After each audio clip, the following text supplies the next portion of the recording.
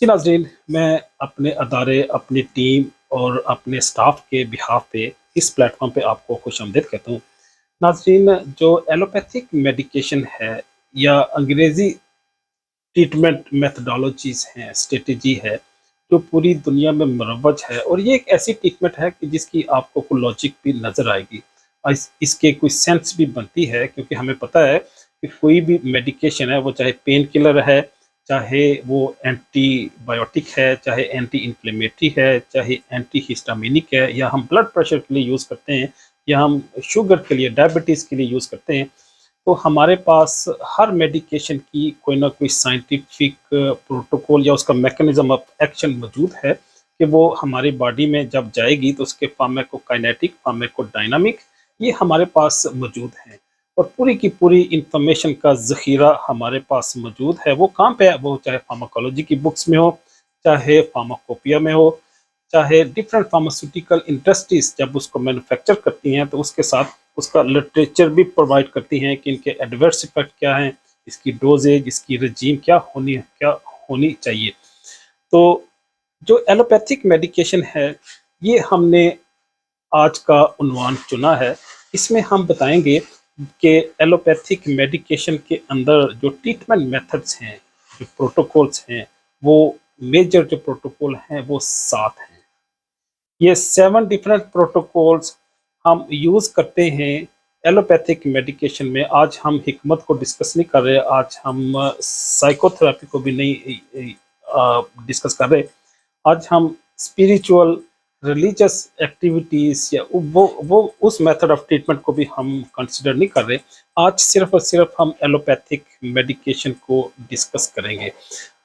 Allopathic medicine की जब हम बात करेंगे तो इस पे बात करने से पहले मैं आपसे ये गुज़ारिश करता चलूँ कि हमने ये इसलिए चुना है इस टॉपिक को, इस उन्वान को, ताकि आप अल्लाह न करे जब कभी ज़िंदगी में आपको कुछ चैलेंज हो किसी डिज़ीज़ का, किसी हेल्थ इश्यू का, किसी प्रॉब्लम का, तो आप अंडरस्टैंड कर सकें कि जो हेल्थ केयर सेंटर में, हॉस्पिटल्स के अंदर staff nurses, physician, surgeon, gynaecologist या कोई भी न्यूरोलॉजिस्ट है, नेफ्रोलॉजिस्ट है, कोई भी हेल्थ केयर प्रोफेशनल जब कोई ट्रीटमेंट प्रोटोकॉल स्टार्ट करे, जब कोई मेथड अडॉप्ट करे, तो आपके लिए उस मेथड को अंडरस्टैंड करना ईज़ी हो। इसमें आपकी भी सेफ्टी है, आप उसको अंडरस्टैंड कर लेंगे। जब किसी चीज़ को आप अंडरस्टैंड कर लें, उसके लॉजिकली सेंस बन जाए, तो फिर उसको अपनी बॉडी पे, अपने माइंड पे, अपनी फ़िक्र पे इम्प्लीमेंट करना आसान होता है। दूसरा इसका बेनिफिट ये है कि जब आप उसको अंडरस्टैंड कर लेते हैं, उसकी कोई लॉजिकल सेंस आपके माइंड में बन जाती है, एक फ़िक्री तस्वीर आपके माइंड में बन जाती है, उसको जब आप कंसीव या अंडरस्टैंड कर लेते हैं, तो फिर हेल्थ केयर प्रोफ़ेशनल के लिए भी ईज़ी होता है आपको कन्विंस करना। क्योंकि आप जान चुके होते हैं कि ये मेडिकेशन जो इंजेक्शन की फॉर्म में है, टैबलेट है, सिरप है, इंजेक्शन है, आप ले रहे हैं, ये हमारी बॉडी के किस-किस पार्ट को इफ़ेक्ट करेगा और ये हमारी बॉडी के अंदर जब एंटर होगा, चाहे ओरल हो, पेरेंटरल हो या हम किसी लोशन की फॉर्म में ट्रांसडर्मल उसकी ट्रांसमिशन हो, ये बॉडी में जब जाएगा तो किस तरह से बॉडी के अंदर एंटर होगा, कौन से रिसेप्टर्स, कौन से बॉडी सेल्स पे अपने इफ़ेक्ट प्रोड्यूस करेगा और कौन से बॉडी पार्ट्स में एडवर्स इफ़ेक्ट प्रोड्यूस करेगा और किस मैकेनिज़्म से इसकी बायो ट्रांसफ़ॉर्मेशन होगी और किस रूट से इसके मेटाबोलाइट एक्सक्रीट होंगे, हमारी बॉडी से एक्सक्रीट में निकलेंगे। तो जो मैं आपसे बात करना चाह रहा हूँ, वो ये है कि अगर हम ये जानते हैं, ये समझते हैं कि सबसे ज़्यादा ऑथेंटिक मेथड एलोपैथिक है, तो इसके 7 मेजर पार्ट्स हैं, 7 मेजर डिवीजन्स हैं एलोपैथिक ट्रीटमेंट की।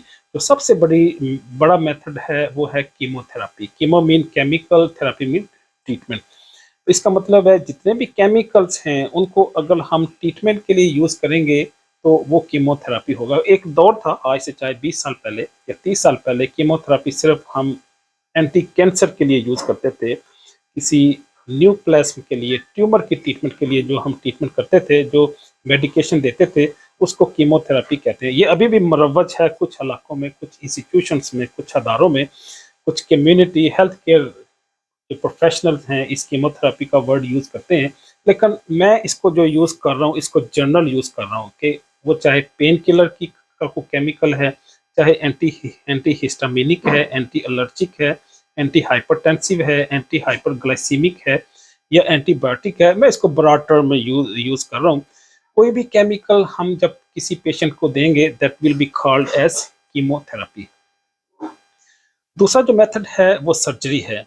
एलोपैथिक में दूसरा जो मेथड यूज़ होता है डिजीज़ेज़ की ट्रीटमेंट के लिए, वो सर्जरी है। जब सर्जरी डिसाइड कर लेते हैं, तो इसका मतलब है कि इसकी कीमोथेरेपी हमारे पास अवेलेबल नहीं है। इसकी ट्रीटमेंट सिर्फ़ और सिर्फ़ सर्जरी ही है, और जो सर्जन है वो पर्टिकुलर ऑर्गन को अप्रोच करता है, उसमें मॉडिफिकेशन करता है, या उस ऑर्गन में उसका ऑर्गन का कुछ पार्ट या उस पूरे ऑर्गन को रिमूव करेगा सर्जिकली, जिसको सर्जिकल रिसेक्शन कहते हैं। तो सर्जिकली उसको रिमूव करेगा, उसके बाद स्टिच करके उस बॉडी पार्ट्स को वो स्टिच कर देगा, दोबारा जोड़ देगा, और इंसान का, ह्यूमन बॉडी का जो रीजनरेशन का प्रोसेस है, उस प्रोसेस के थ्रू ऑटोमेटिकली हील अप हो जाएगा। तो सर्जन ने ट्रीटमेंट स्टार्ट करने से पहले पूरा प्रोटोकॉल डिज़ाइन करना होता है कि इसका बाकी इसकी ट्रीटमेंट सर्जरी ही है या और ऑप्शन अभी अवेलेबल हैं जिनको अडॉप्ट करना चाहिए। मैं इसकी एक मिसाल दूंगा, अपेंडिसाइटिस है। अपेंडिसाइटिस की ट्रीटमेंट सिर्फ सर्जरी ही है। तो जो सर्जन है वो अप्रोच करता है बेली से, एब्डोमेन से, अपेंडिक्स को उसको सर्जिकली काट के रिमूव कर देता है, स्टिच करके एब्डोमेन को दोबारा फिर जोड़ देता है। तो इसका मतलब है, ये एक एग्जांपल है। इसके साथ-साथ हम जिस तरह ट्यूमर है, पर्टिकुलरली जो अगर बिनाइन ट्यूमर है, मैलिग्नेंट नहीं है, तो उसको भी हम सर्जिकली उस रसोली को या उस ट्यूमर को बॉडी से रिमूव कर देंगे।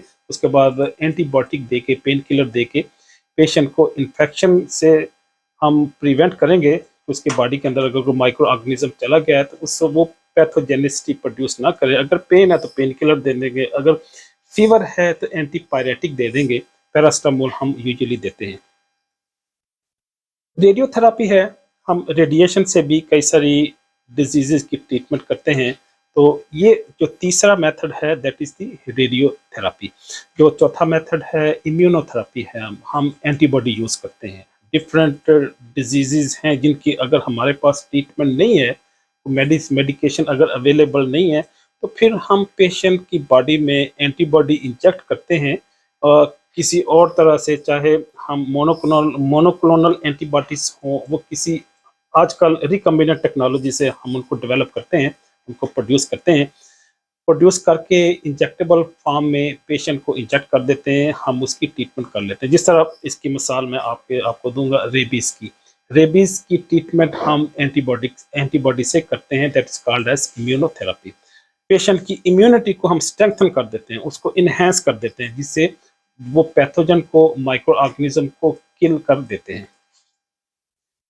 जो पाँचवाँ मेथड है जिससे हम ट्रीटमेंट करते हैं वो है हार्मोनल थेरेपी। कई सारे हार्मोन्स हैं हमारी बॉडी के अंदर जो ग्लैंड से निकलते हैं। ग्लैंड किसको कहते हैं? गुदूद को कहते हैं। गुदूद कौन सी होती हैं? जो हमारी बॉडी में हार्मोन प्रोड्यूस करते हैं। एग्जांपल है इसकी ग्लैंड्स की, पिट्यूटरी ग्लैंड है, फिर थायराइड ग्लैंड्स है।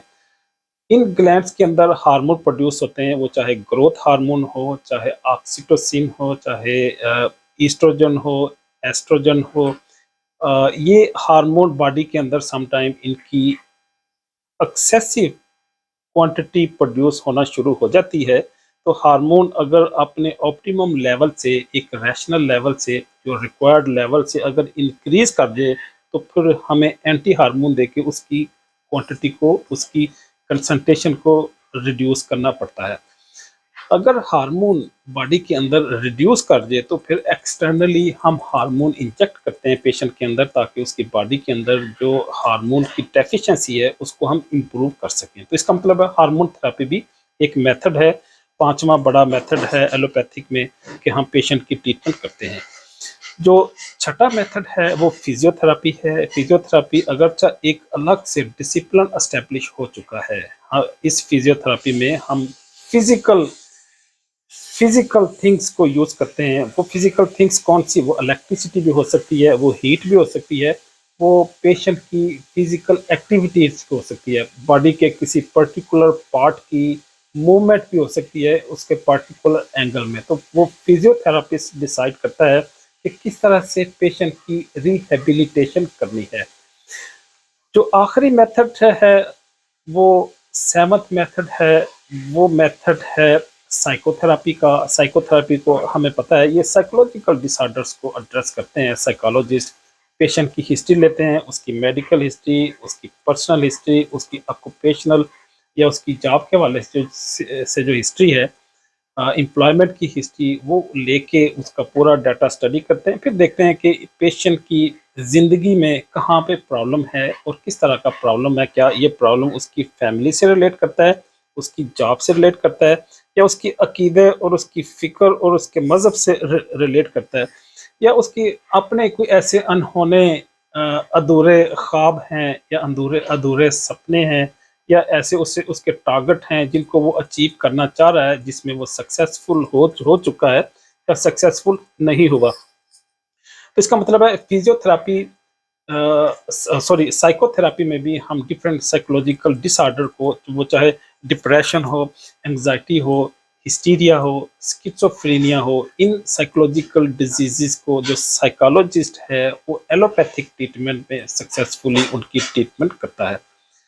तो गोया जो 7 बड़ी-बड़ी ट्रीटमेंट हैं एलोपैथिक में या अंग्रेज़ी तरीक़ेकार में, वो मैंने आज आपके सामने पेश किए, और मुझे उम्मीद है ये जो मेथड्स हैं, ये इन्फॉर्मेशन आपके लिए ज़िंदगी में कभी न कभी बेनिफिशियल होंगी। इजाज़त चाहूँगा। अल्लाह हाफ़िज़।